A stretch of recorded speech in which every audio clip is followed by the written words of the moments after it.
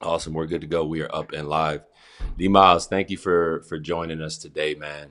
There's no rush. We ain't got nowhere to go, but bro, like, just thank you for your time. I was talking to Q Rich the other day. It's dope. I get both of the knuckleheads on this week to get Yes, started sir, man. with the rookie and the vet online, man. So thank you for being here. And I was talking to Q Rich, like I was saying, it's like a full circle moment in a way for me. Having been, like, I don't know how old I was, 4 or 5 years old when you got drafted into the league, and obviously you have the same agent as my dad. And no, bro, it's just super cool. Like, y'all were over at the crib, 18 years old, 18, 19 years old for Zoe Grew back in the day. And now I'm Yeah, sitting down with you here today. I have my own career. You had your career, bro, and it's dope, OG. So I appreciate you yeah, making man. the You time. grown man. We buried now, man. Baby face and all that stuff. We was over there like big kids over your house. Yeah, man. No, it's crazy. It's crazy. I think that was one of my favorite stories that I talked to Q about last week when we was, or excuse me, the other day when we was speaking.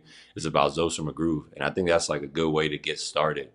So for those of y'all who don't know, Zosa McGroove was this charity event that my dad would put on during the summers when he was playing, and this was he did this for about like 20 years, like 15, 20 years. Yes. Yeah, man, it was a party. It was a party, and I remember like every single summer. It was like All Star Weekend in Miami every single summer.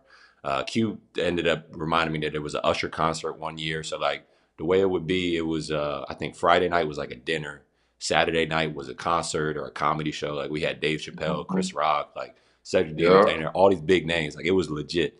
And then on Sunday it was an All Star game, and it was like just just hella niggas out there like hooping, bro. Like just you, um, Q, LeBron, D Wade. I don't know if Bosh made Everybody. it. KD was there. J Kidd. Like Vince you. Carter, Allen Iverson, like Yeah, the bro. best of the best. Everybody played in Zoe Summer Groove. Yeah, My bro. I got a story for my first summer Zoe Summer Groove. The summer before I got drafted, before I played an NBA game. We was the young guys, so we went to the clinic with the kids because during the day they'll throw like a little clinic for the Yep. kids, where the Yep. kids will work out, work on their game. I caught chicken pox. Yeah. I heard My it. Q my told me that. my first summer groove. I missed the whole weekend, and Q was coming in my room just bragging and telling me who he was with. I was so jealous, but man, I had chicken pox. I never had the chicken pox before, and one of them kids gave me the chicken pox Nah, that's spots at the crazy, man. clinic.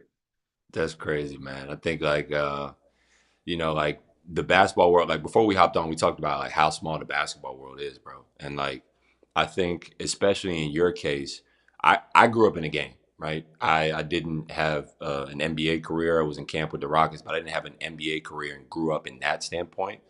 But I had my own professional basketball career, and I grew up around it.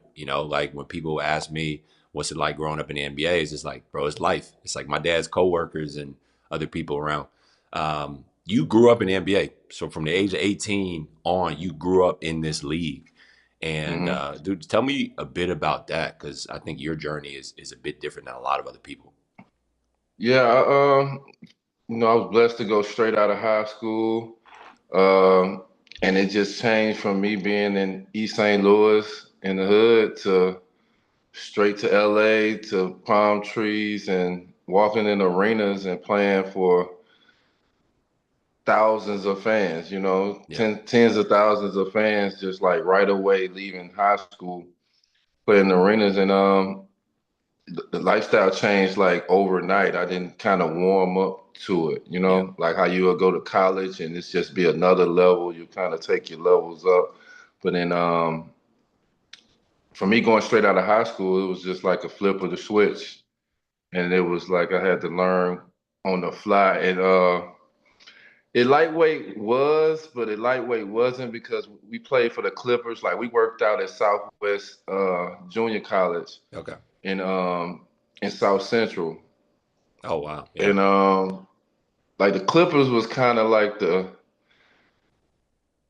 AAU team of the NBA. Yeah. So Yeah. you know what I'm saying? Like we Y'all had a didn't young have the roster too. Y'all had like yeah, it had a super young everybody. roster. We like I said, we didn't have our own practice facility. We worked out at a junior college in the middle of the hood. Just a few little different stuff, even though we were still in the league. But Hmm.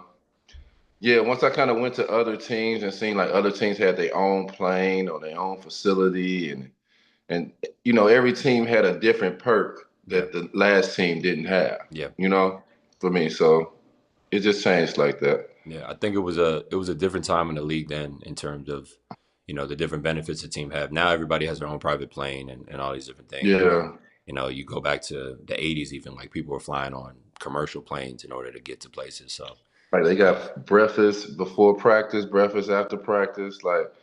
That stuff wouldn't exist. When I got to Portland, that's what the Trailblazers was doing. that's what's up.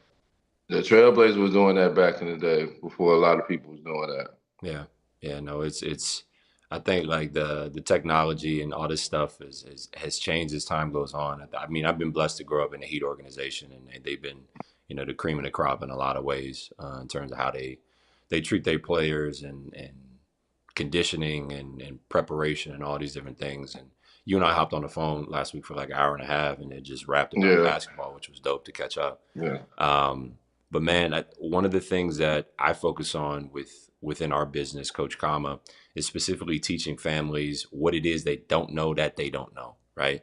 And I think a lot of young guys, even yourself included, you're 18 years old coming into the NBA, it's a big change and you learn a whole lot on the fly. Like when I worked other jobs, what people have talked about is like it's like drinking water from a fire hose. You're just like really like overwhelmed. Granted, you got to go out there and hoop and all these different things, and that can help you stay focused and keep you sane. At the same time, there's a whole lot that you're not prepared for.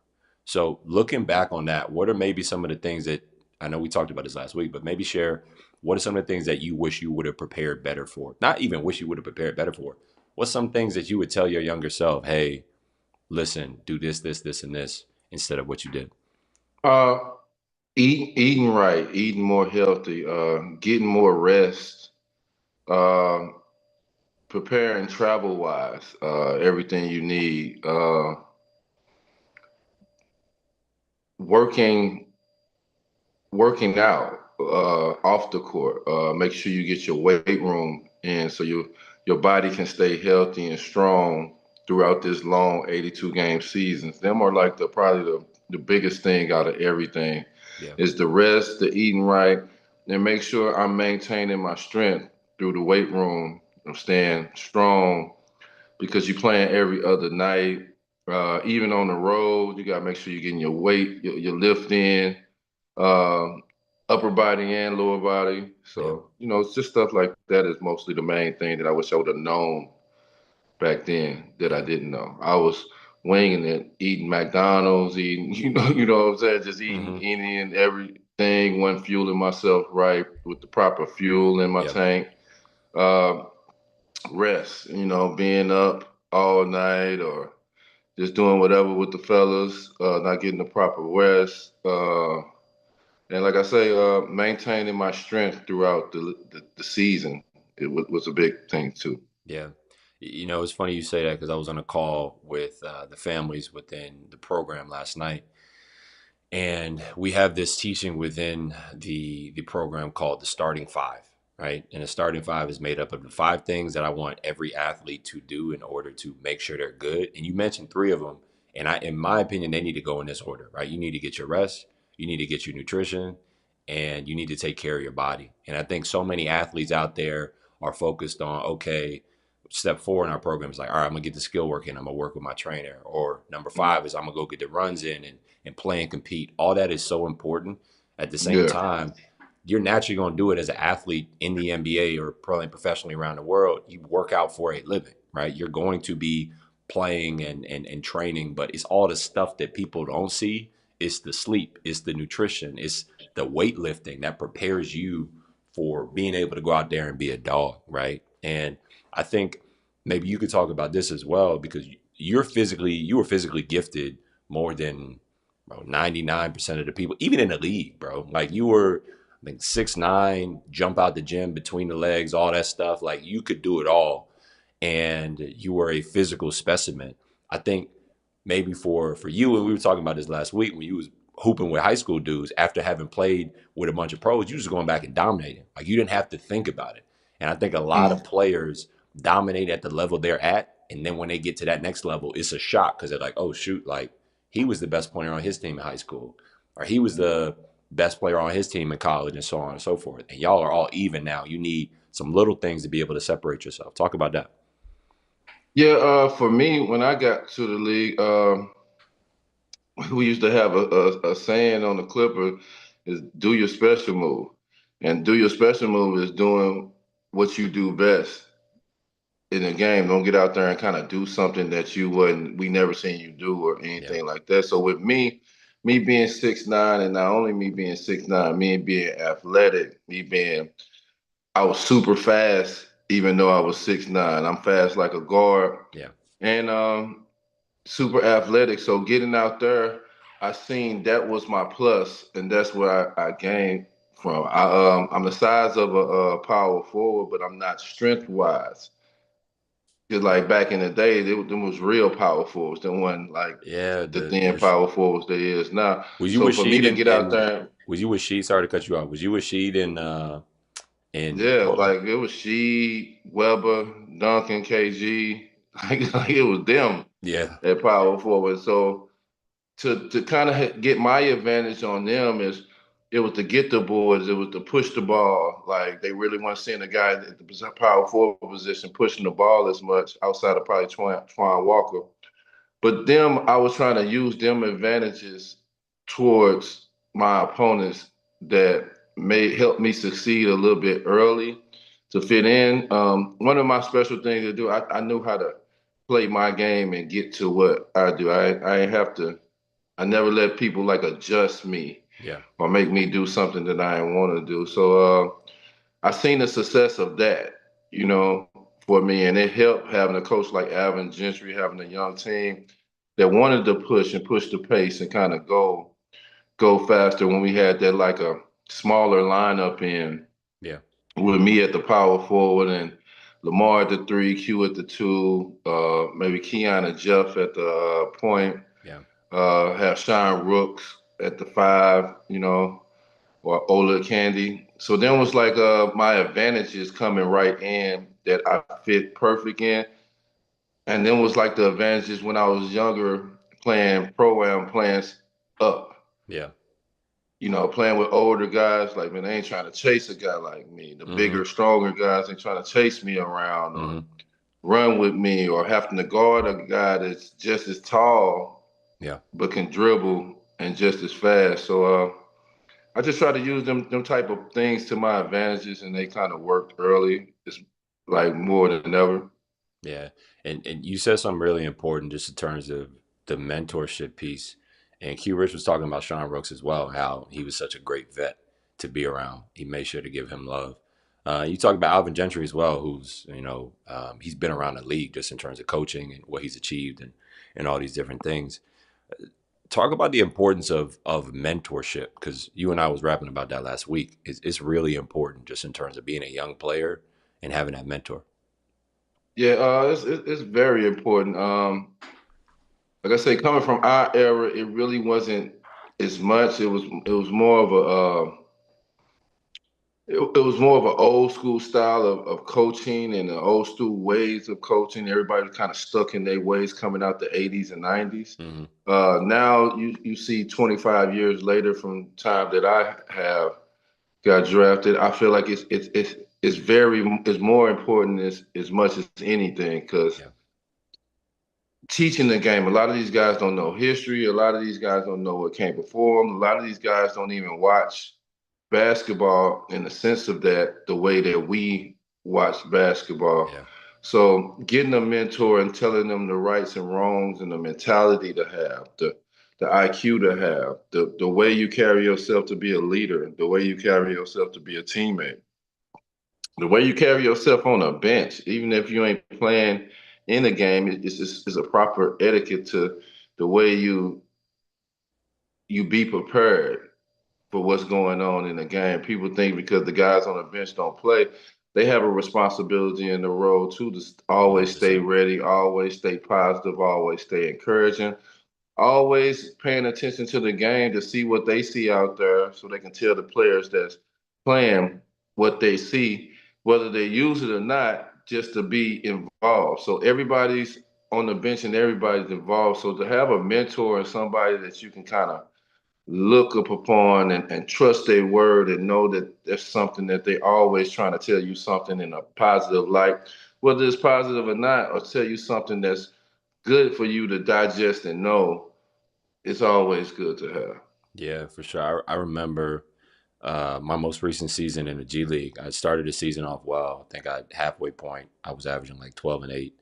And then, didn't end up playing as much towards the end of the season for whatever reason. And I had some great vets on my team, man. I was with Mario Chalmers and Brandon Knight, those two guys in particular. I think Earl Clark was on the team that year too. But shout out those guys. Yeah. And man, like anytime I was on the bench and they were on the bench, I made sure to sit right next to them. And we was talking the whole entire. I was just listening, and it improved my IQ so much. And next season I'm playing overseas and I averaged 20 and 9. And people were surprised where this confidence came from. It's like I know what to do because even though I wasn't getting burned, I was still listening to the guys who had the knowledge, who had been there. I talked to Q about this the other day. One of my favorite memories, like one of my favorite basketball moments ever. And I grew up a Heat fan, as you know, as you can imagine. I was in person at the 2013 finals when Ray Allen hit that shot. And I think I was in high school at the time, or like about to be a senior in high school. So I was learning the game. I was one of the best players in the state. Still at the same time, I was a young boy. Like I didn't know what I know now. Fast forward, I'm playing with Mario Chalmers, and after practice one day, we sit on the couch and we watch the whole entire game from start to finish. And we're Yeah. breaking down film in terms of like what he's asking me, what's this set, what's that set, and I'm like, wow, that's the same stuff we run. And it clicked for Mm-hmm. me, like, yo, it's tough to reach this level and it's tough to be successful at this level. At the same time, it's possible. And it helps so much when there's people who have done it before you and you can humble yourself and be like, hey, OG, I don't know what this is. I just want to listen, and man, like it just gives you so much confidence as a young player, having an OG and having a vet who could speak to what it is that you've been through. It's if you really realize it, like from high school on up to the pros, it all kind of play wise and defensive scheme wise, it's all really kind of the same It's the same, thing. yeah. Nothing really different. It's different principles, just different high level players. Hmm. But everything is really the same thing. And once you kind of figure that out, it's kind of easy to run each set. But it depends on how your game is.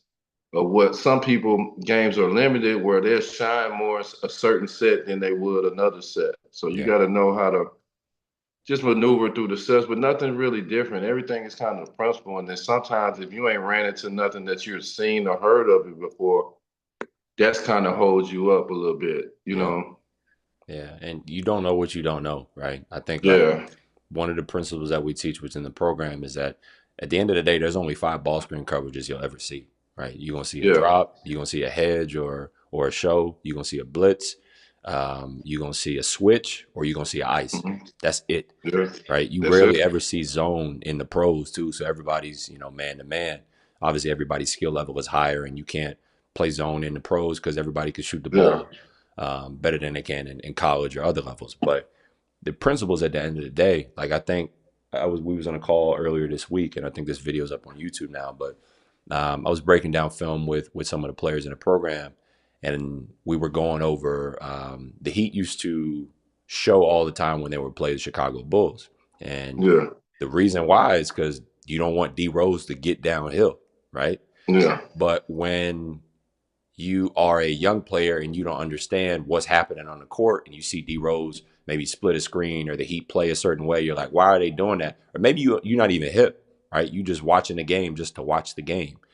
And hmm, for me, I really challenge players and anybody who wants to make it in basketball. I think about it this way: instead of watching the game and being like, "Whoa, how did he do that?" Actually, ask yourself, like, "How did he do that?" The hmm, same thing. You may not have the ability to jump out the gym like you did or Bron did and all this stuff, but I promise you, you could develop the same type of IQ that LeBron or even a Jokic, believe it or not, can develop because you watch the game and you become a student like that. Yeah. It's so important. Yeah. Yeah. Like even in that, the scheme of that is you want to make D Rose take at least one dribble towards the other end of the court Exactly. and then try to come around. But sometimes the big man with momentum, he jumps out too much and he gets split. Exactly. That's the greatness of D Rose to manipulate his moves and, Yeah. and, and stuff that he does.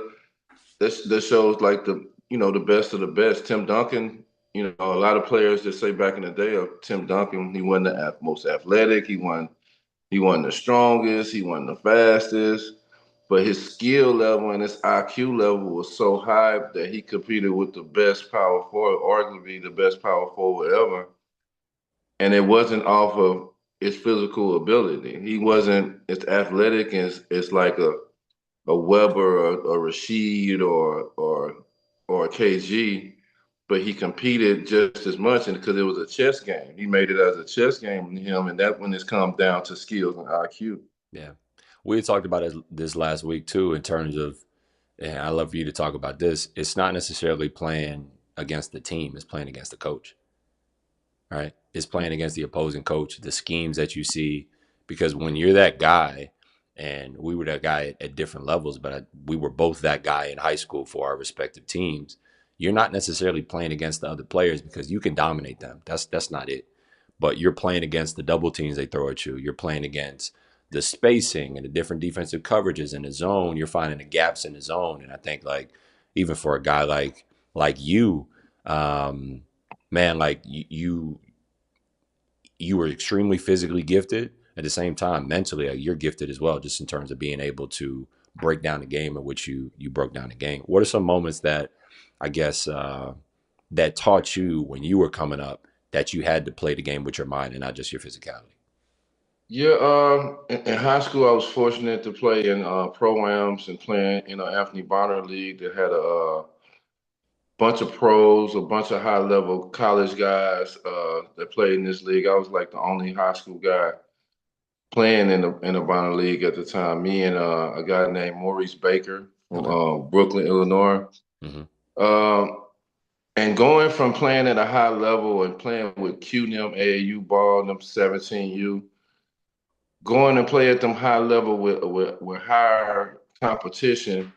When I got back to high school to play for my high school, it was more I had to dummy down my game. Not only did I have to dummy down my game on the physicality, it made me pay attention more to the strategy of what the teams was trying to do to stop me Yeah. more than I was actually paying attention to a matchup or somebody I was playing against. And it just turned to that to every game for my sophomore, junior, and senior year. It was all about strategy in high school. And that like trained me. It constantly trained me. And it helped me to play more and different in the program, even in AAU ball, of seeing the scheme, seeing the strategy, seeing if I come off a screen, they're gonna double team me. See if I get the ball in the post. Will they come right away with a double team, or will they come on the first dribble, or will they come if I turn baseline? Like, you know what I'm saying? Like, Yeah. it was always a scheme, and it made me pay attention. I watched so much basketball, I started to see it all the time without even Yeah. like without even being able to verbally describe what I'm saying. Hmm. Like I don't think in high school I could have like now explained to my teammates what they were doing.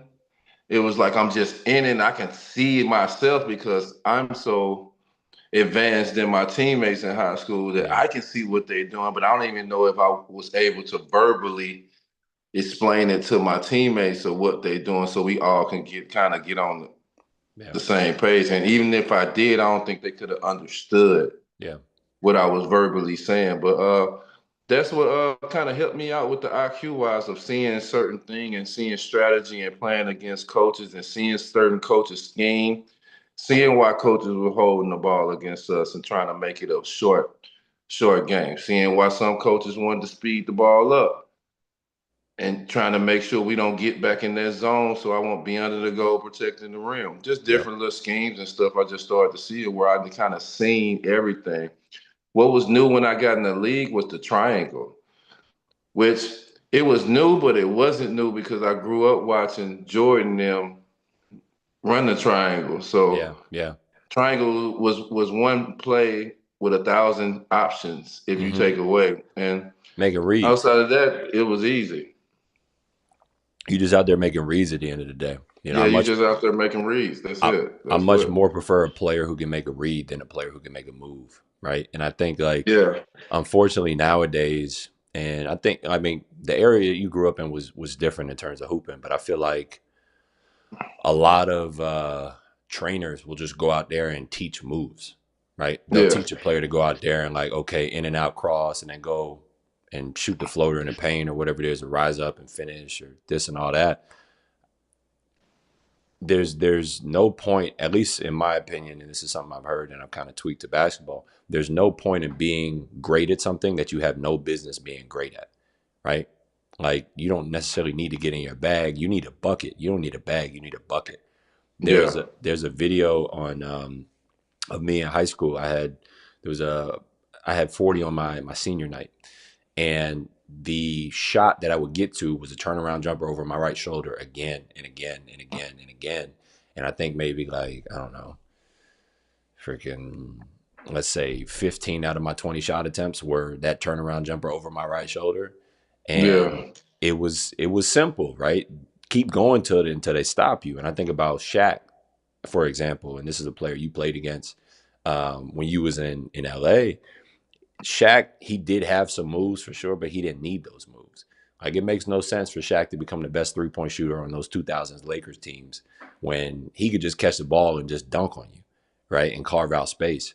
You know, so I think it's the game definitely. We talked about this last week too. I think the game needs to be taught differently. You know, from a youth level, and players need to be taught how to make reads instead of just going out there and making moves and try to mix somebody. Yeah. I agree with that. Like I said, guys didn't do nothing out of or you didn't see guys do something that they never done, or you Nope. couldn't make a guy do nothing. Shaq was either gonna bag you down and try to dunk on you, or he's getting to that left shoulder jump hook. Yep. Like he wasn't turning opposite Nope. on and throwing the hook. He was going to what he knows best and what he was 100% confident in taking. That was like with most guys. You add moves, but I try to add a move every year, but some moves just didn't fit my game. Like Yep. it might be a move that I try to add, and it didn't work out with my style of play or my game, so I had Yep. to let that move go. And I might have wasted the summer trying to perfect that move. And Exactly. then once I started putting it on the court, it was just like, yeah, that's just it ain't quick enough, or I can't pull it off enough to try to get it off. I'm Yeah. telling you this, I didn't tell you this last time. I got a move from your pops that I got this in high school, and it worked my whole career. Um, that in the post, the face up jab hard left and go right. Oh yeah, that was his move Oh my! I to dunked that on running so hook. many people with that, and I got that from your pop. The jab hard left.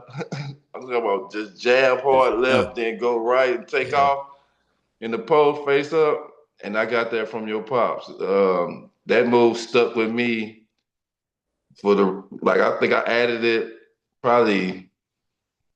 I probably added it my sophomore year, and Hmm. it been with me since then. Been That's part of my funny, bro. arsenal since then.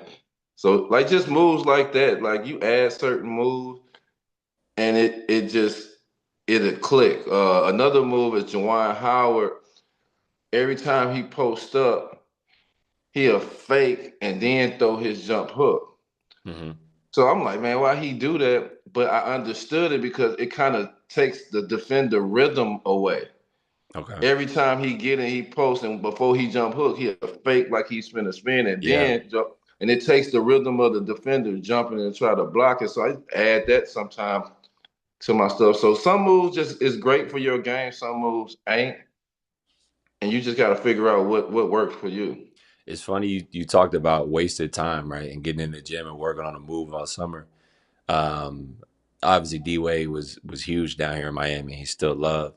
He used to do this between the legs pullback, going Pull baseline back. between the legs like Mm-hmm. this.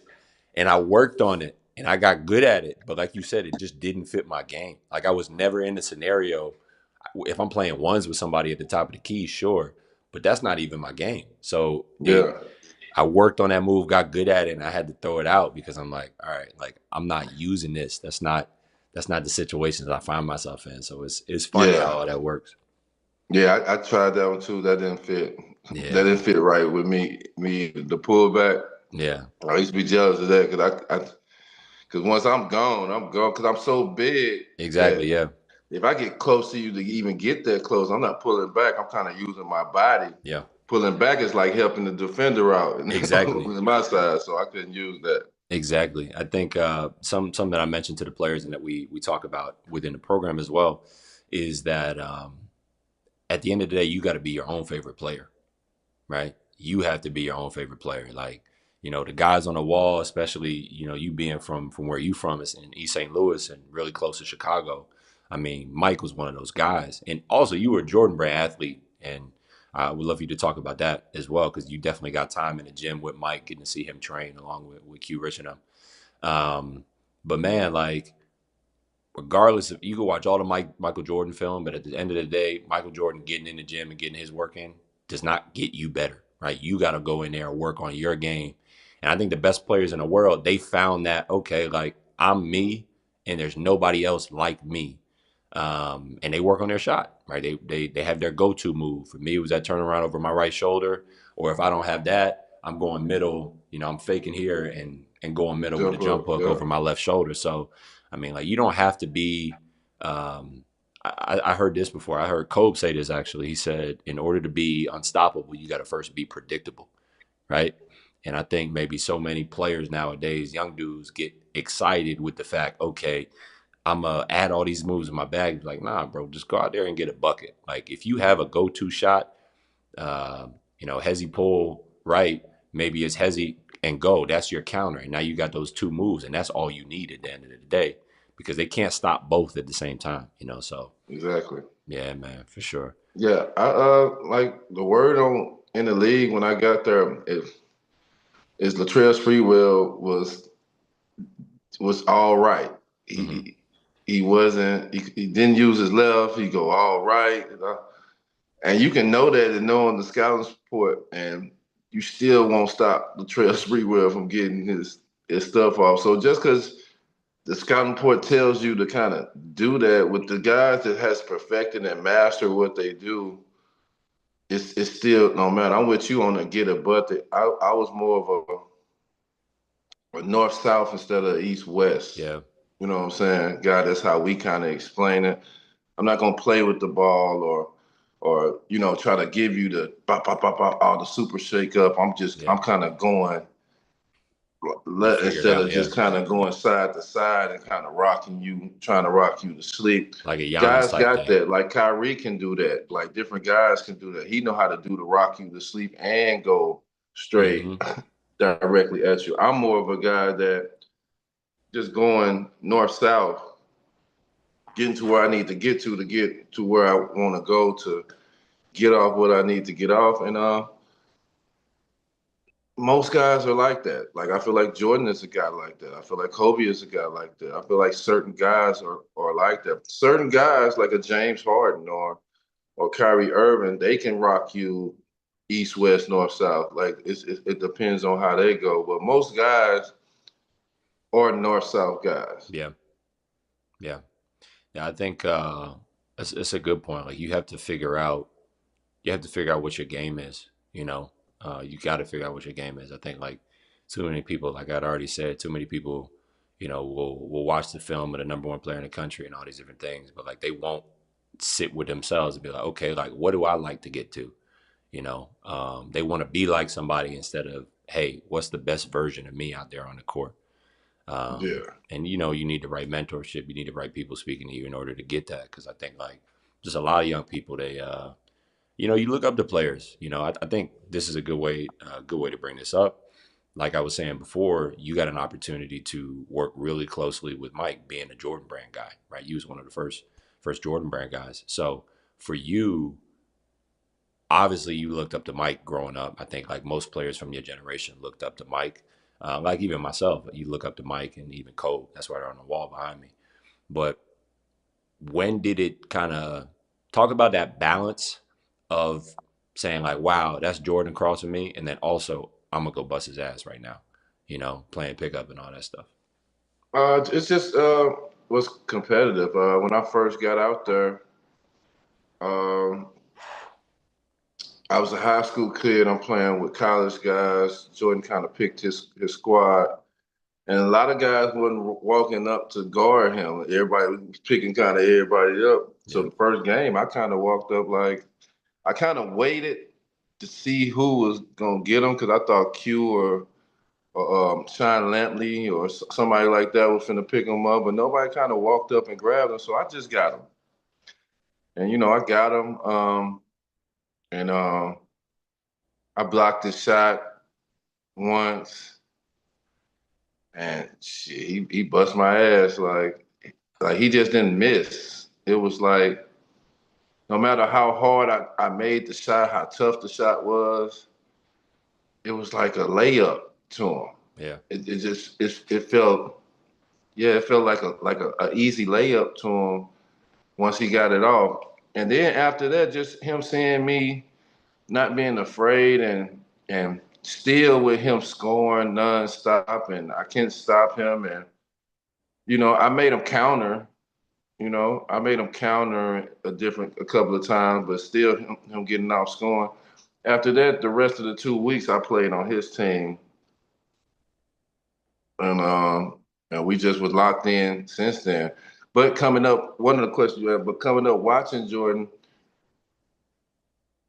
all of us wanted to be like Mike and play like Mike, but yeah, I'm smart enough and I recognized enough that my game was more like Pippen yeah, for the stuff that I did. I didn't try to be, even though I wanted to be. yeah, I didn't try to be like Mike and hit the fadeaways and all that stuff, but mine was more Pippen, versatile, lock up, can play point forward.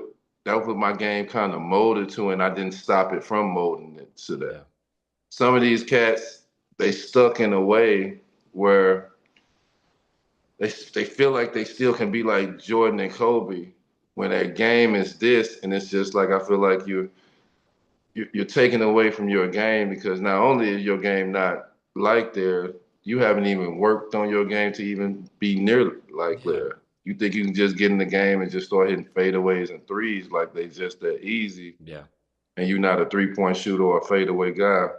yeah. I No, think some of them get that messed up, and I don't know where they get that from.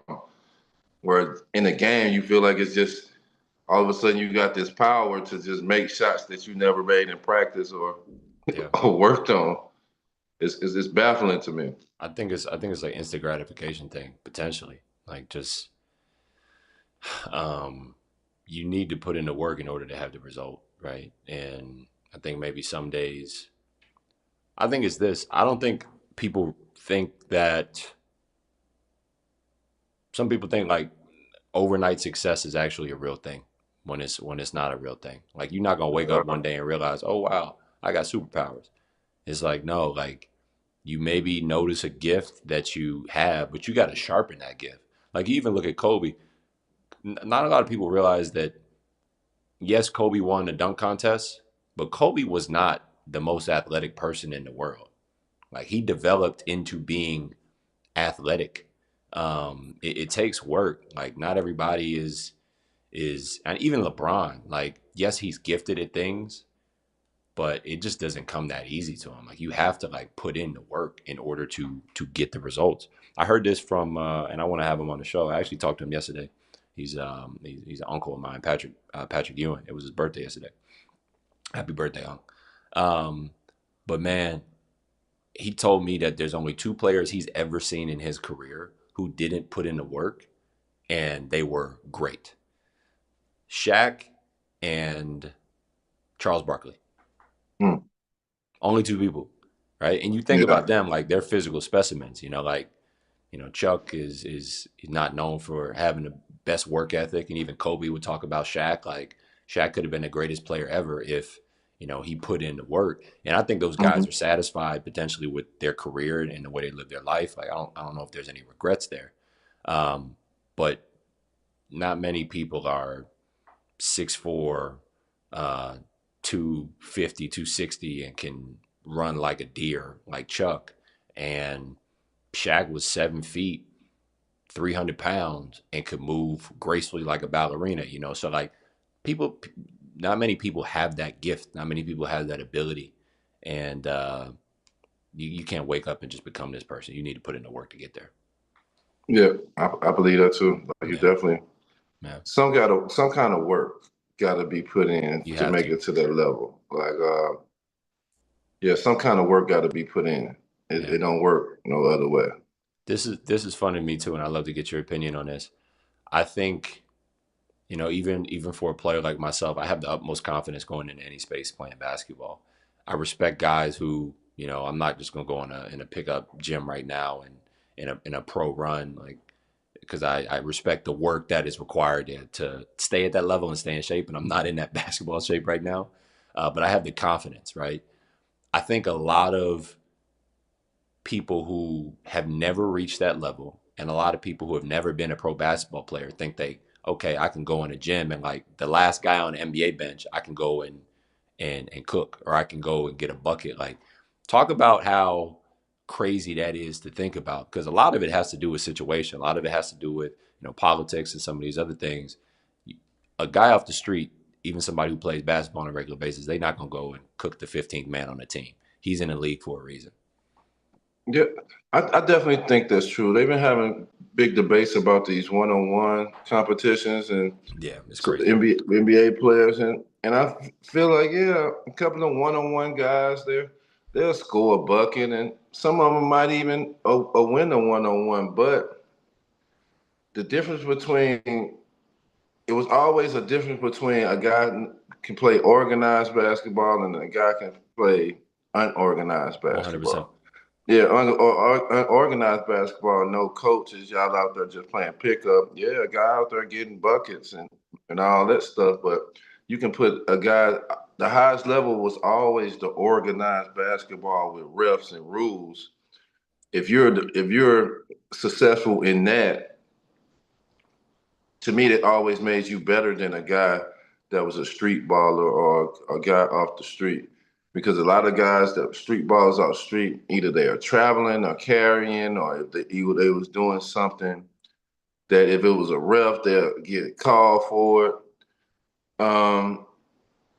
And that really kind of separates everything. I done seen guys that man and pick up ball, man, they score almost every time, and then you put them in an organized setting, it's hard for them to even get open, Yeah, it's crazy. to even get Yeah. some or even be able to play defense on that level. Yeah. So that was always like the difference to me of organized and unorganized. To me, organized was always like the highest level because organized are the guys that's on TV that's making millions of dollars. 100%. So No, 100%. I think like something that a lot of people don't realize. I remember, I think it was B Knight who had corrected me with this. I think we was in practice or in a game or something. We was playing, fives in practice.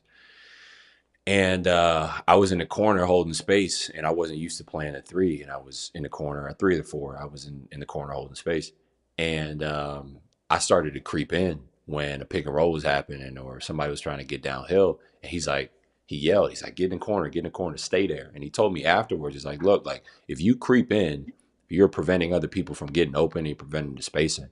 And there's little things yeah, like that people who just go out to the park and watch these guys play one on one they don't even online, and understand. like y'all don't even understand. Like you can't play like that. Like one of my favorite things to watch and one of my favorite examples, and we'll watch film in just a bit, is literally, if you were to put up images, you don't even have to be videos, images of the spacing of high school, college, and pro next to one another, I would be able to tell you which one is which, Yeah, just like that, right? yeah, High school is everybody chasing the ball, trying to, like, yo, like, let me get open, let me get open. That's not how it works. You need to wait on the timing. You need to wait on the guy to cut through. Like, you're talking about going north and south. Yeah, you go north and south. At the same time, if I dump the ball down to you in the post, I got to get out and cut. You got to wait for me to cut before you go ahead and make your move. Otherwise, I'm bringing somebody towards you to double team you and all these other things. So, yeah. You clogging up the room. That was a good thing about me my first year. It was still a legal defense my mm, first year. It wasn't like how I had three in the paint. It was a legal defense, so you had to guard your man. A lot of guys don't even know what the dash mean on the baseline. hmm, When they be like, "Man, get to the dash yeah, on the baseline," and that's be that low man that's got to make that help side, that bottom help side man, kind of stay honest by you getting on the dash. You yeah, just farther away enough to make him honest, so your guy on the other wing can kind of do their thing, or if it's a side screen and roll and they want your guy on the wing, they want your guy on the baseline, then they want your guy in the corner. You keeping that spacing so that side screen and roll can be a two-man game, so they yep, can have enough spacing to do their thing. And you, I, I, I started off with a little bit of struggle. Not, I don't want to say struggle, but I started off with that being too anxious and not getting the correct space in my first year, but like I said, halfway, like a quarter of the season, I got it. It clicked to me like, all right, spacing is important, yeah, especially in the NBA. Spacing is very important because you got to give them the proper spacing. If I'm the low man, if Karl Malone and John Stockton in the screen and roll, and I'm the man on the dash and the baseline, I gotta make my man take the longest route to get to Karl Malone when he pick and pop to yep, get that jumper off to even be there to contest off of yeah, John Stockton. Come on, like simple little things like that matters, yep, and that's when the game is getting bigger than what it is. Like Golden State, one of the best space teams out. Like they have you running all over the 3-point line trying to chase them to get out there to them threes. You know what I'm saying? That create long rebounds. Like yep. that's the difference between chess and checkers. Yeah, absolutely. We had talked about that last week too in terms of playing chess. Who was the first player that you saw? Excuse me. Who's the first player that you saw who was playing chess out there, and you're like, wow, like he's at a different level. I would say Jason Kidd and John Stockton. Yeah, They was out there playing straight chess. GP too, but more Jason Kidd, John Stockton because how they was getting assists and how they was kind of setting everything up. I got John Stockton last 2 years, and first of all, seeing John Stockton, like I just thought he was like this puny, small white dude, hmm, and then to see how big he was when I first seen him, man, his calves looked like like babies. Like they was like calves was so. And then like how chopped he was. He was if he took his jersey off, he probably looked like a superhero. Like yeah, how chopped up yeah, like he was, and just how controlling he was of the game. How he was controlling like Sloan's system, and just how disciplined they was. How I understood instantly why him and Karl Malone was why they was who they was. yeah, yeah. It's crazy because I think Carl. I mean, Carl now is number three in points all time, and I think John is he's number one in assists, right? So like, Yeah, but at the time of their retirement, Carl Malone was number two in points, and John Stockton was number one in assists. So like, you look at something like that, and it takes excellence, it takes greatness to reach that level, and it's another. There's levels to this game, man. There's levels to this game. I heard stories about Jay Kidd especially when he was a coach. I had teammates who had J Kidd as a coach, and they would talk about how J Kidd sometimes in practice he would say stuff, and it would kind of like make you feel dumb because it's like, dang, why didn't I think of that? You know, just in terms of like the direction he's given on the court and how he's pointing out. It's like, just make this pass and open this and do this and open this up and all this other stuff. I think like Yeah, there's levels to it, man. It's beautiful to watch. It really is beautiful to watch. yeah. Him, the New Jersey Net, J Kidd, like them two. I think them 2 3 years we seen with him. Yeah. Like it's crazy. I understood why they got him the ball every single time, and Yep. I understood why because the decisions he made, how he manipulated, how he pushed it. Oh, I'll say this too, man. Chris Paul too. Yeah. Chris Paul's another one. Like And these are the top guys in assists. I don't know what I can look up what J Kidd is in assists, but like we're talking about the top people in terms of assists in yeah, NBA like history. him.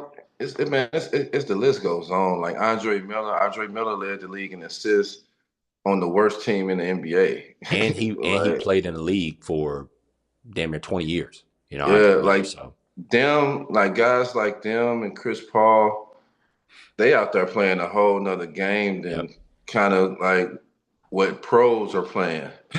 You know what I'm saying? Out there. And for Chris Paul to kind of have something like that coming out of college, like man, you see that, like that's why I say it's always something you can learn. It's Yeah. always something that you can get better at when it comes to the game and IQ. You know, you never stop learning this game. Yeah, man. It's beautiful. It's beautiful. I'm looking at it right now. I have it on my I'll pull it up. We got 1, 2, and 3 in assists. It's Jason Kidd, or excuse me, it's John Stockton, then Chris Paul, and then Jason Kidd. 1, 2, 3 in assists. Yeah. So like it's yeah, man, it's nuts. Like there's a reason these guys are where they are, and it's nuts.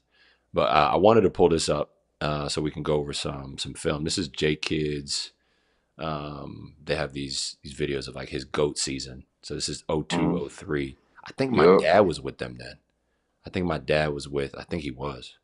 Pretty sure he was. I'm gonna slow this down a little bit to 0.75. But I think Jason Kidd is a guy like you could never speed up. You can never speed J Kidd up. Like this is a set play right here, just in terms of what they got going on. Let's see what they got going on. Yeah, it's a set play. You got. I think this is the science of it too, right here. You got. I forgot who number 34 is, but he's clearing over to this side, and Move the center. yeah, move the center over this way, and then from there you Kenyon just throw back the though. lob. If you look, the low guy right here, I think it's a Sam Cassell. Sam Cassell's not contesting at the rim with a Kenyon Martin Hmm. type guy. This is Wally Yeah. Zerbiak up top. So like, it's little things like this that you just create options for your team. And I guarantee you, J Kidd probably had something to do with that play. Hmm. Like Lawrence Frank, yeah, he was a coach at the time. Um, but man, like I'm sure J Kidd, I heard stories of Rondo creating scouting reports and stuff like that during the playoffs. Like all these things, like it's real, you know? Yeah, Rondo. I had the opportunity to go to training camp with the Celtics after they won the championship. Hmm. So I was there like 2 months. I was there like the month of September and the month of October. Yeah.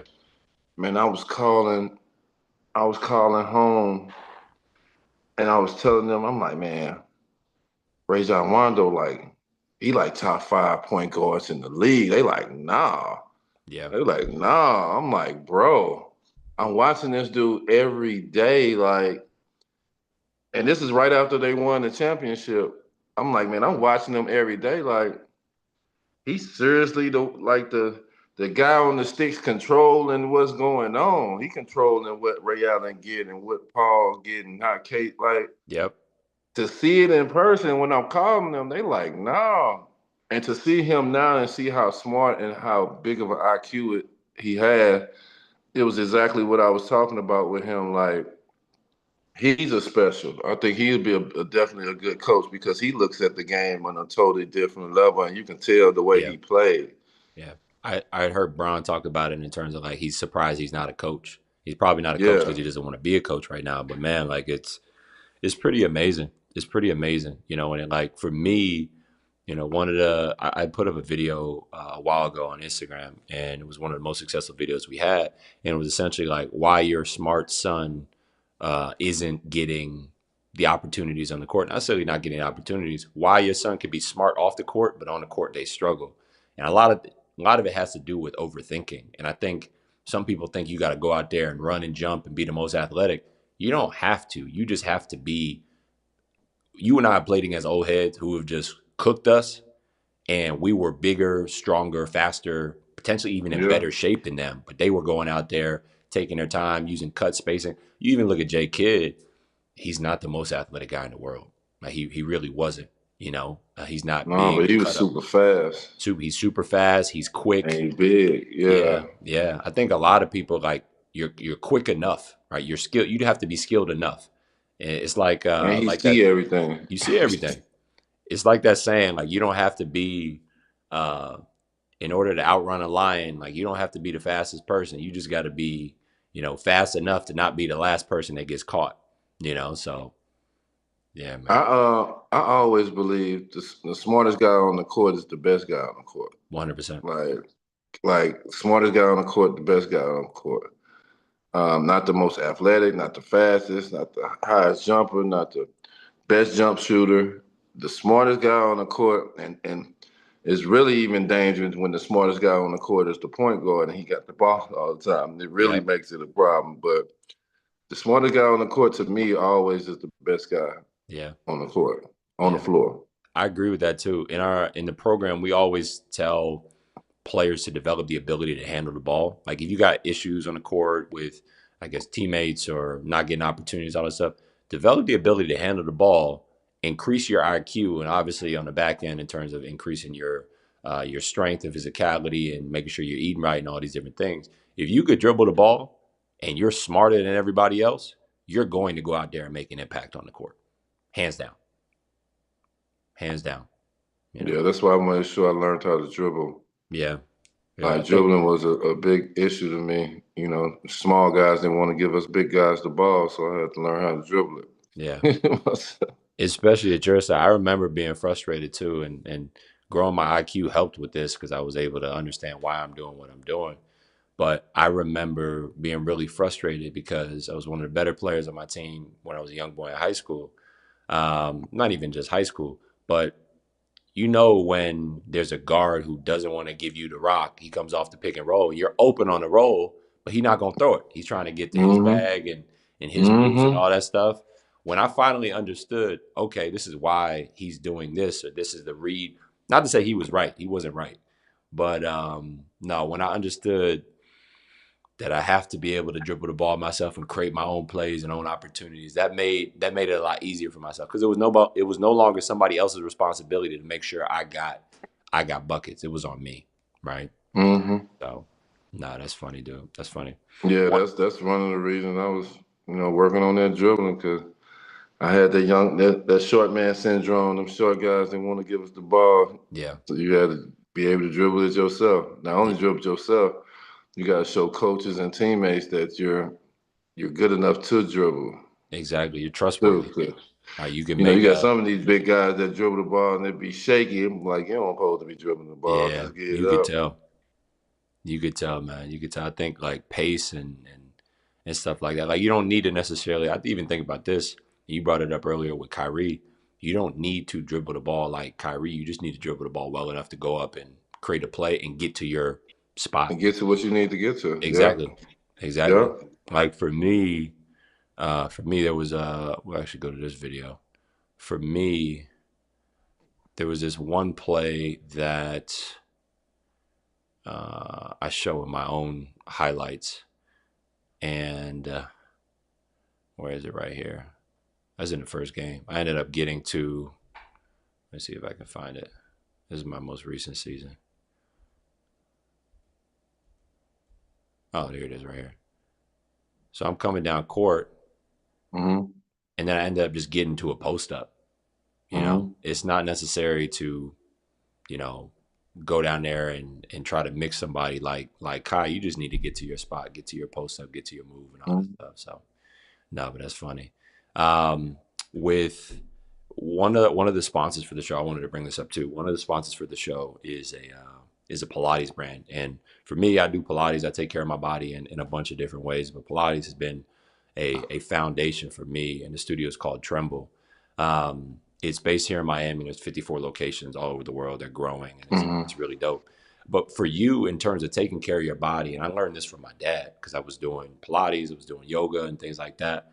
Did Man, he you tried to get us to do it. He took us to a couple classes. Me and Q was in there snoring. I'm glad I'm not alone. Oh, y'all fell asleep? What? Man, we in there snoring and the relaxing. First, we was in there sweating like somebody poured water on us. Uh-huh. Then, at the end when they be like, just relax and Yeah. man, we in there snoring. Yeah. Did you do any aside from that, did you do any like I don't know, in order to create longevity in your career, did you do any exercises like that? Would it be yoga, Pilates, cross No, training? None of man, that? your pops was the first one to ever take us into something like that. That's funny. Like, yeah, he was the first to take us there. Me and Q there. Yeah, I never and I never was flexible. Like I Really? couldn't touch my toes and Do you all think that stuff. do Like you when I was younger, I used to sit in front of the TV like Indian style, legs crossed, all that stuff. And then as I got older, I stopped kind of doing stuff like that, and I just wasn't flexible no more how I used to be when I was younger. And yeah, like them are stuff that I look back on, like, man, if I know what I know now, man, I love to see Wemby. When I see Wemby able to touch his toes and be as flexible as he is at 7'5", 7'6", I'm like, man, that's creating longevity because he's stretching the muscles out yeah. the proper way when I Yeah. see him do stuff like that. What do you think you would have, I don't know, potentially even avoided? What do you think you would have avoided? Maybe even injuries if you Yeah, just injuries. Because I feel like my body broke down. It's just so much wear and tear, so much basketball mileage. First of all, we didn't have a weight program. I didn't get to a weight program till I got to the league, and then I didn't start really getting into the weight room till 3 years into the league. hmm, It really wasn't mandatory how it is now in the NBA, or it might just been with us and the Clippers. You know what I'm yeah. saying? But um, that I never got into weights or nothing like that until I was like year three in the league. Um, Definitely just being important of stretching and hydrating, Yeah. getting that water and all that sugar and Gatorade, juices, sodas, all that stuff in you. Like I feel like all that's important. Yeah. I think you could touch on this probably better than anybody as well, just in terms of there are different organizations around the league, right? There's different Hmm. organizations around the league, and you play for a bunch of different organizations. I think from the fans' perspective, or even a young player, they think, okay, I made it to the league, I'm in the league. Not every organization is equal.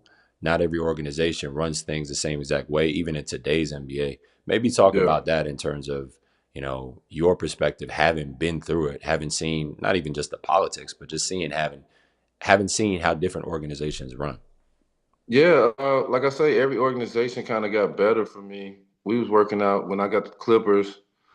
We was an NBA team, but it didn't really seem like we working out at a junior college in the middle of South Central. Um, we was we're sharing a gym. Really, is the Lakers stadium, and we're kind of like a guest in their stadium. Yeah, You know what I'm saying? In yeah, Staples Center. Um, then I get to the Cleveland Cavaliers. You see, they have their own plane. They have a practice facility inside the arena where we play at. You know what I'm saying? Like I go to Portland and they have their own two planes. They giving you breakfast before practice. They have a chef there giving you breakfast before practice. Everything was like A1 first class red carpet yeah, in Portland from Paul Allen. So different organizations just bring different stuff. And when I was with the Clippers, it really wasn't mandatory for us to hit the weight room. Like it wasn't important to me. Like And I didn't know no better because the weight room didn't get me here. Yeah, Like my skills and me putting in the work in the gym got me here. So it wasn't like I wasn't putting in work because I was a gym rat. I stayed in the gym, but yeah, like I tell kids, the gym and the weight room go hand in hand. Like absolutely. it's 50-50 for real. Like you got to put both of them in. Both of them is mandatory for you to put in, especially if you're playing in the league. Because 82 games is a long season, at a high level. So it goes hand in hand, and I never was taught that coming up. Yeah, man. I think what got you here isn't what keeps you here, right? Yeah. Like definitely, it's definitely not the case. Like in order to, and I think about this, and I would challenge a lot of young players out there who have this mentality. I think a lot of young players, they want to make it to the NBA. I don't think making it to the NBA should necessarily, if it's your goal, it's your goal, but it should be to stay there. Like so many people make it, not many people stay there. Like that's when it's really really challenging because you got another 30 coming in on guaranteed contracts the next year, plus some from 60 overseas. coming in. Yeah. 60 coming in, some guaranteed, some not guaranteed, but like Yeah. you only got 450 of you in the league, right? Come on now. You know, the contracts, first contracts 3 years with a player option third year to potentially go, a team option third year to go into the fourth year, something like that. So like the team set it up in such a way where they have the choice to be able to move you or bring in a Oh, better guy and, in. and they don't mind letting you go with Nope. money. They owe you money. They don't mind letting you go with that money. You know Yep. what? We want this other player here. You can have that. Go ahead. Exactly. Exactly, man. I think like, Like it's that's the biggest thing. That's what makes guys stand out over other guys, man. The longevity. When you see a guy do that for so many years, like I was looking at this thing the other day on the internet, and it said Patrick Ewing averaged 20 and 10 for 8 consecutive that's seasons, crazy. playoffs and regular season. That's crazy. Nobody else done that in history. You know what I'm saying? And Yeah. like for that, that's a lot at this level. Like Yeah. to maintain that, and this guy's coming in every year for your spot. It might not blatantly be they coming in telling you they for your spot, but yeah, one wrong hiccup, somebody else want that spot, and it's Yeah. nothing against you. Q and I had talked about how basketball, or not just basketball, professional sports is the only job you can ever have where on your sick day somebody can come in and take your job. On your sick day, man. Like there's, Man, yeah, man, I'm talking. It's a blessing for an organization to believe in you, and then one hiccup, one injury, it's like they found the new child yeah. that they love more than you. It's like Drew Bledsoe. Obviously, Tom Brady went on to be the greatest quarterback ever, but you think Yeah. about Drew Bledsoe. I think he was a Pro Bowl quarterback at the time. He was a great quarterback. He gets injured. Mm-hmm. Tom Brady comes in. He don't get his job back. Brady Yeah. just keeps going and going and going. I think it's Yeah. interesting, man, because like I even think about it from this perspective too. Your teammates, yes, they're your brothers. At the same time, they're your competition, right? They're your competition. Like you can only play 5 people at a time on the court. Come on now. That's it. You got guys on the bench, they serve a particular role. Maybe you got your shooter, your six man, your 3-and-D guy coming in and creating opportunities, or maybe backup point guard giving the starting point guard a breathe. The same thing with the starting five. But these people are expendable. Like I think about like this is something I wanted to bring up as well. And I think it'd be dope to break down. If we look at what would it be? Hoops hype. Hoops hype. I was breaking this down the other day with the players in the program, and you got the different salaries of all these different teams.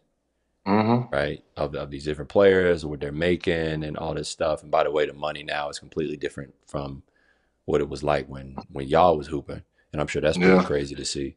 I always respect this though. Like I don't like it when OGs and you're not this type of OG, but I don't like it when some OGs are like, man, like these guys are getting paid way too much and like just pocket checking. Granted, like you could say some of these guys are getting broke off, and some of these guys are as Shaq would say, bums, right?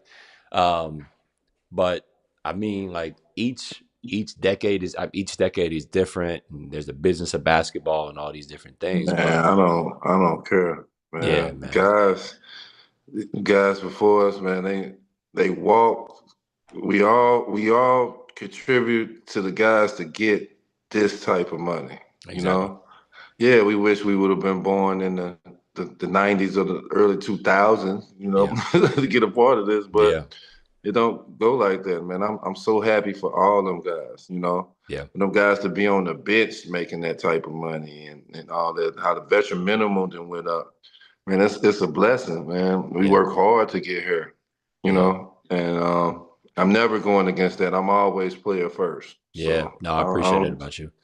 I don't judge if you think he's not good enough for it or whatever. Yeah, It is what it is. Like N- it took a long time for us to get to this point, and it's well deserved for the money that the league and the owners are making. yeah, It's well deserved. Whether you yeah. think it's too much or not, I feel like it's well deserved. Nah, you. I mean, you're right, man. I think like at the end of the day, we and this kind of goes into the GOAT conversation as well, because you could be like, who's a better player?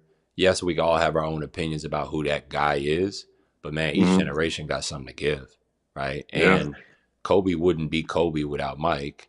Mike wouldn't be Hmm. Mike without Dr. J, or Hmm. some of these other players who came before Yeah. him, without Magic, without Bird. So Yeah. you got to give credit where credit's due. So there really, I think, from a hooper's perspective, there really isn't a you show love. Like if a dude can go, like if a nigga can hoop, like he can hoop. It's really that at Yeah. the end of the day.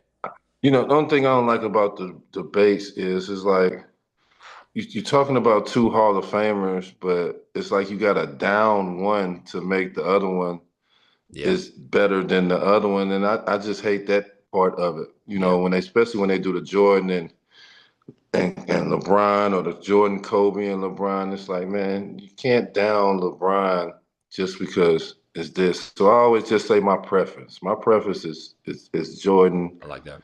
I feel like he's the GOAT, but man, what LeBron has accomplished and done, you can't never take that away from Yeah, him. I always be, man, just to be mentioned in that means something. yeah, You know what I'm saying? Just to be mentioned as an NBA player. It's only like 5,500, maybe 6,000 to us in ever. the history. It's probably what, 82, 83 years of history. Yeah, Man, 55, 6,000. And I don't care what number I am. yeah, Like I could be 5,999. I'm yeah, cool with that. yeah, You yeah, know what I'm man. saying? It's a fraternity. It's special, man. Like I think not a lot of people realize that, like within the basketball world. I think from a fan's perspective, and I hope this show really shines a light um, on it, because I think a lot of people from a fan's perspective see it. It's like, okay, like it's like looking into a fishbowl, right? It's like, Yeah. okay, like this person can he has this gift and this ability. He could do this and he could do that. But like people at the end of the day, right? These are people who like, and I think growing up in hoops, like you understand the struggle, because there is a struggle with it, in the sense of like you miss family birthdays, you miss events, you miss loved ones growing up and growing old and all that stuff. Like Man, I that's what tell we I tell a signed lot of up young for, players man. this: if you want to play in the NBA, and let's say you sit on the couch Christmas Day, right, and you watch the 5 Christmas Day games, you're like, man, I want to play on Christmas Day. If you play on Christmas Day, there are 5 teams that wake up in a completely different place, like than their Come home. on now. Like I remember when I was a young boy. Um, I remember my dad not being there some Christmas. You Hmm. know, And there was I remember the year after they won, they was in Miami because they showed love to the team that won the championship. I think it was like maybe Mavs, Mm-hmm. Heat, and we went to the game on Christmas Day. We opened up the presents, went to the game on Christmas Day. Um, but man, like your whole routine is thrown off if like I can't tell Yeah. you how many times, like, you know, and I'm not throwing shade on my pops. He made his decisions, and I'm really grateful for the life he provided for my family. It still does. Our family, it still does. Um, it's just a fact. Like I woke up some days and he wasn't at my games or practices or at the crib, and like he was traveling and all these different things. And you know, I've even seen my Yeah. dad. I've seen my dad play basketball on TV more than I played basketball with my dad, which is pretty Yeah. crazy. But it's real for like a lot of It's people what in the we pros. it's what we signed up for. I tell my Exactly. kids that all the time. As a football player, as a basketball player, we signed up for this. And Yeah. with us signing up for this, like important key moments, man. If you have a family, you might miss your wife's anniversary, you might miss your wife's birthday, you might miss your kid's birthday, Yeah. you're gonna miss holidays, you might miss Valentine's Day. It's like stuff we sacrificed and we gave up just Yeah. for what we signed up for. Yeah. Injuries, you know what I'm saying? Like it's part of the game. Yeah. You know what I'm saying? It's a lot of stuff that you sacrifice by being who we are as a basketball player and a football player. And this is just what it is. It's no malice intent. You know, sometimes it mess up families. It mess up a lot of stuff that, Yeah. you know, some people just, you know, might be too young or might just not understand what it is. I guarantee a lot of them guys do not want to miss this. No. I don't want to miss none of that stuff or any of that stuff with the family. I've been giving up Thanksgivings since high school. Yeah. You know what I'm saying? Yeah. I'm like Thanksgivings and Christmas, they've been gone. Yeah. Damn near since high school for me. And you know, you learn to deal with it. Like some teams, man, some guys, man, they be on the road 5 years in a row, 5 Christmases Yeah. where they on the road. They the road team, Yep. you know? Yep. And it's not their fault. It's just how the schedule lie. Yeah. And they don't understand the sacrifice. Like even to the point where you see some of these commentators or some of these people speak up on a guy being injured and saying, "Oh, he don't want to play or he don't care." I'm like, man, you don't even know what he has to go through Yeah. to just get his body to go. Like how they was doing Kawhi. When I was going through my knee injury, the stuff I had to go through just to get on the court. I can just imagine what Kawhi Leonard had to go through and what he have to do. He probably had to get up early in the morning, work his knees out, ice them, treatment, take a nap, eat, treatment again, but just to see if he get on the court and just to see if he feel good enough to actually play. Yep. They don't know the sacrifice and the mental strain on a player just to play, and they just act like a player don't care. Yeah. This is our life. This is our lifestyle. We're equipped for this. Every player want to play. Yeah. I think excuse me, and I'm glad you brought that up. I think a lot of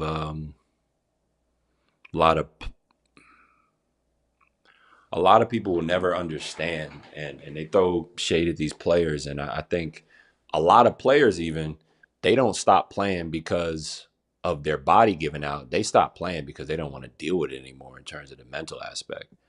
Like Yeah. they don't want to deal with the politics and all that. Like even I'll even speak to my own career. Like the last injury I picked up before I stopped playing was a hamstring injury. I could have gone back and played in rehab for sure.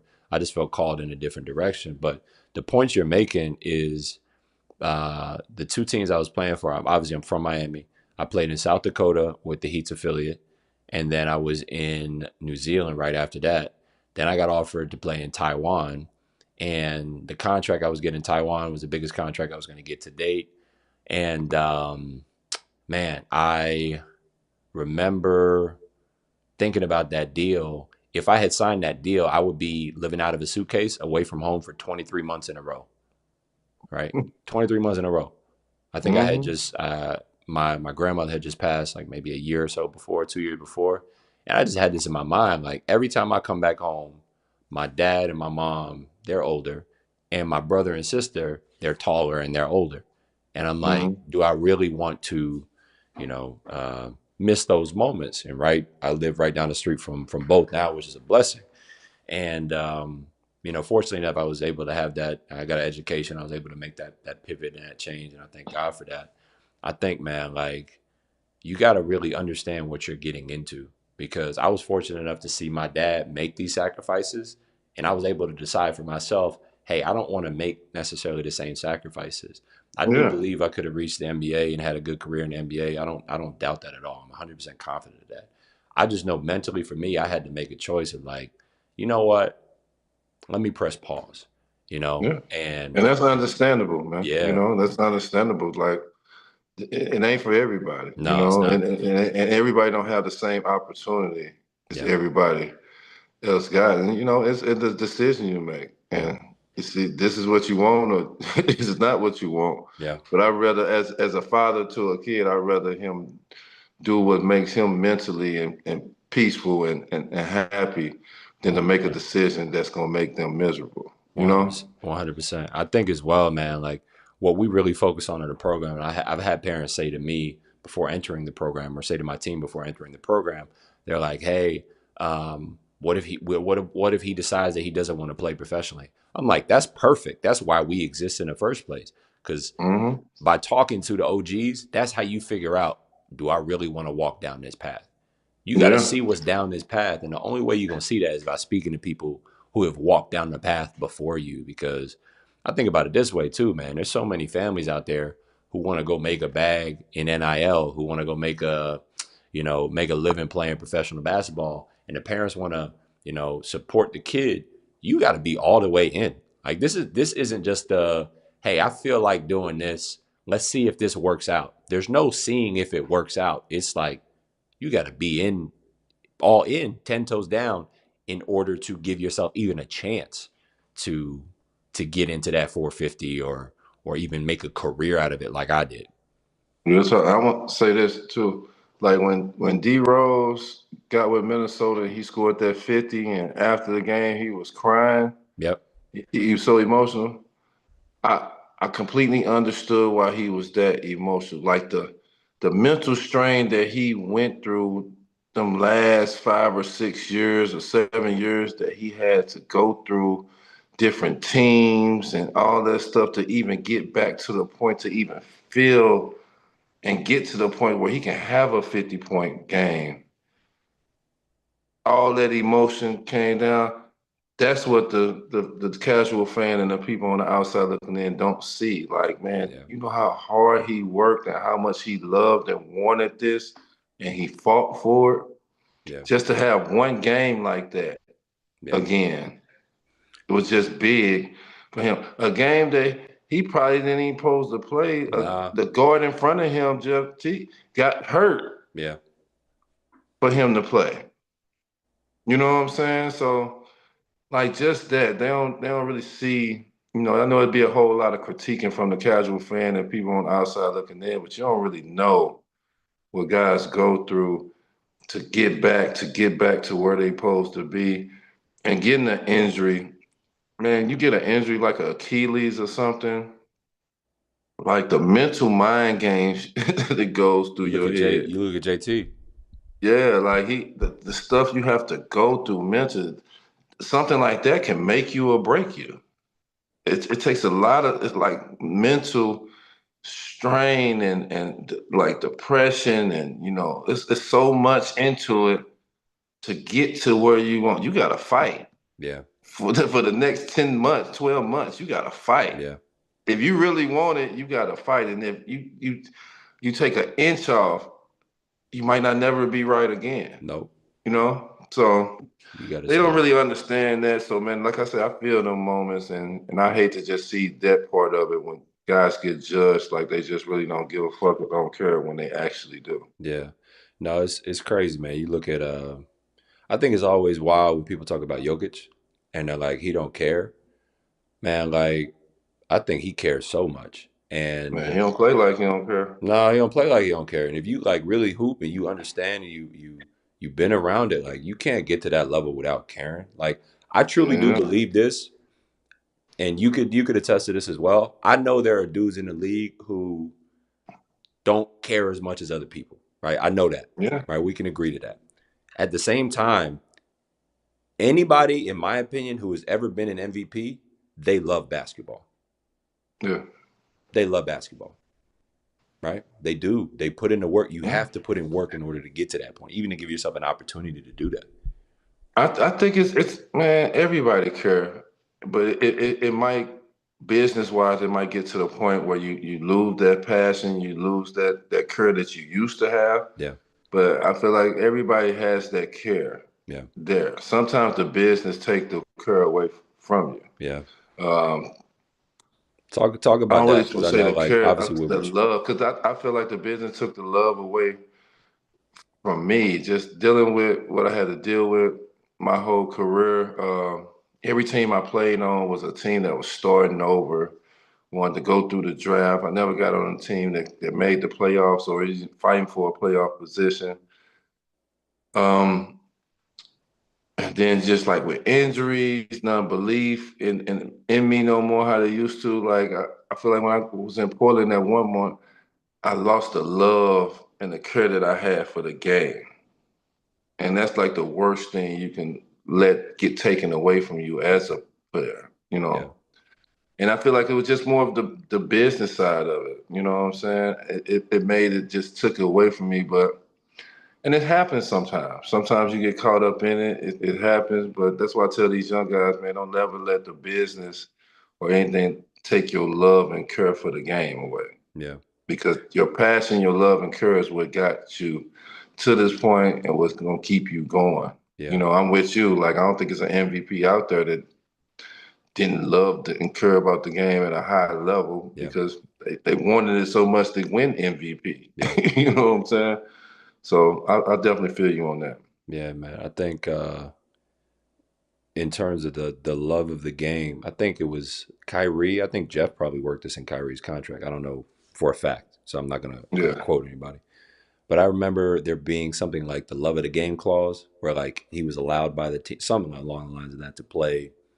You know, some players. I don't know if it was Kyrie. It might have been another player, but just like you're allowed to play it. You know, pickup games, Pickups. gyms, and stuff Yeah. like And that. You stuff know, like because that. Yeah. you're right. It's a business, right? It's a business in terms of being able to. I'll say this. I think nowadays as a player, you have to understand the business in order to keep your love, so you're not surprised by a cut or not surprised Definitely. by something happening. Because, like you said, every not every organization is you know communicates well. You know, I remember. I think I found out. I might have found out through my agent, but I definitely didn't find out through the team. One of the teams that I was with that I got released, I found out Mm-hmm. through social media. Even it was my agent and social media. You know, and it wasn't a direct call from the team. Granted, some Yeah. teams would pick up the phone and give you a call and all this stuff, and you know it could be tough because you're like, man, like I showed up early, I stayed late, and I think a lot of coaches like and organizations will promise players like, hey man, you got a future here, or you could do this and this and this, and it just doesn't pan out because you know they got to make a change, they got to make a shift, and it's business at the end of the day. When Mm-hmm. did you when did you learn? Oh, this is a business.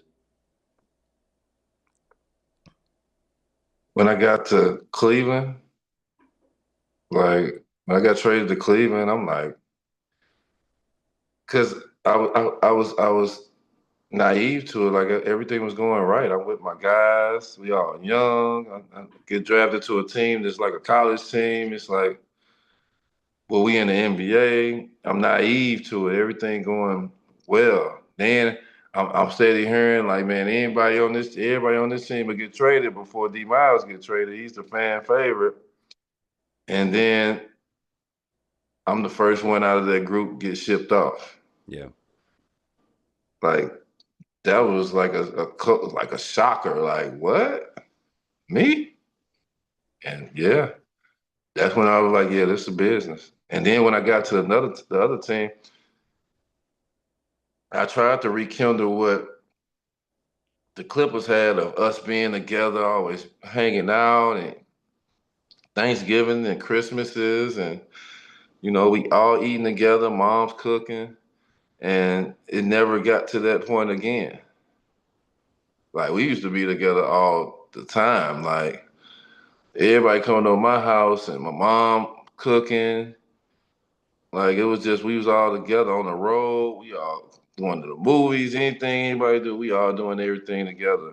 And every other team after that, you couldn't get that camaraderie back. Yeah. You you got to enjoy the good teams that you're on. Yeah. Like you gotta enjoy the healthy locker rooms and the healthy environment because not everyone is, man. And I think about this, and this is what we consult parents and players on in the excuse me within our program. You're not going to avoid politics. You can only learn how to navigate politics. And there's politics at every single level: high school, college, pros, all of it. There's politics at every single level. And I wish more people understood that. Right? I wish more players and parents understood that because you see it now with NIL. We can keep talking about this, but and NIL and college and all these different things. You got players transferring from this school to this school. Granted, you could say they're out here, trying to get paid. And I understand that. At the same time, you got people leaving before NIL just to leave because they ain't like the situation no more. So man, like you got to learn how to stick through adversity. Granted, some situations are unhealthy, right? And we talked about this as well. Some coaching environments, some situations, like sometimes it is right to ask for a trade because this is not going anywhere with this team. That being said, man, like there needs to be some sort of resilience that players develop to be able to stick through the situation and also cut through the BS and avoid the drama because not every situation is a good situation. Yeah, and what they call it, stay professional. Stay And professional. sometimes it's hard to stay professional when you feeling like you're being disrespected or treated a certain way when you feel like you done earned to be treated better and to be looked at better, or you're messing up a guy contract year. Yeah. So it's been a lot of emotions over all these situations. Every situation is different. But like I do advise, man, just us guys, man, just try to stay professional as you can. Carry yourself. Just know you're always representing yourself, especially in the league, man. You can get a reputation as an asshole, and Yeah. when you get the reputation as an asshole or a troublemaker or whatever, it never leaves you. No. And if you get it to leave you, it's gonna take you a lot to get that off your Yeah. name. What is one of the last ones here? What is who taught you how to be a professional? Um, if I have to say anything, I say my agent Jeff and Q, because them the guys I kind of talk more than anybody about. But man, the the mistakes taught me how to be a professional. The head bumps. Mm. Bumped my head 1,000 times throughout this league of doing right and wrong things, and that taught me how to be a professional. Yeah. To the point now, I feel like I'm more professional now after my years than I was when I was playing. You Yeah. know? Yeah. I think, man, like that's a great point. Like hindsight's 2020. You're gonna learn this as you go along, but it's helpful to have a Mhm. mentor, right? It's helpful to have a vet along the way to Yeah, be able to point you in the right and direction. that's why you need them, so you won't have to bump your head and Exactly. you know. But if you feel like you know it all, I remember one of my favorite sayings, I'm a grown ass man. And Jeff used to look at me like I'm crazy. I was like, man, I'm a grown ass man. Yeah. and I definitely wasn't. I was bumping my head left and right. Yeah. And then that grew me up. Yeah. And sometimes some people just want to go that route. You want to go the route of bump your head. Some guys, they'll receive the information and avoid the head bumps. Yeah. So it's depending on what kind of guy and person you are. Yeah. Do you want to bump your head? With bumping your head, you get a reputation. You might get looked at different. It's going to take you longer to get to that level, or you can be the guy that can get that guy that can tell you, man, I'm gonna avoid this, avoid that from bumping your head, and you can already get in and keep your reputation intact. Yeah. Man, that's huge, man. That's huge. I think there's a lot of wisdom just in terms of, I mean, for people who listen, I pray that they listen. You know, and this is gonna land on somebody just in terms of, you know, the Yeah, I values, hope it do, bro. the morals, the values, the principles that they got to carry away, bro. Because this is a, God willing, it's a long journey. You know, it's a long journey. You're not just, you know, rookie to vet overnight. You know, it takes time to make that climb, and not everybody gets the opportunity to do it. But I promise you, you're not gonna get the opportunity if you don't have the people around you to support you, to educate you, and help you from stop bumping your head, Yeah. man. So D Miles, man, I appreciate your time, man. Thank you for today. Thank you for the wisdom. Thank you for the convo, and thank you for being a vet of mine and Oh being a man, supporter, man. anytime, man. You know, I'm always here for you, man. Just let me Appreciate you, know. bro. Appreciate it for sure, bro. All right, bro. We'll Love. wrap today. Love, bro. Peace. Be good. Thank you.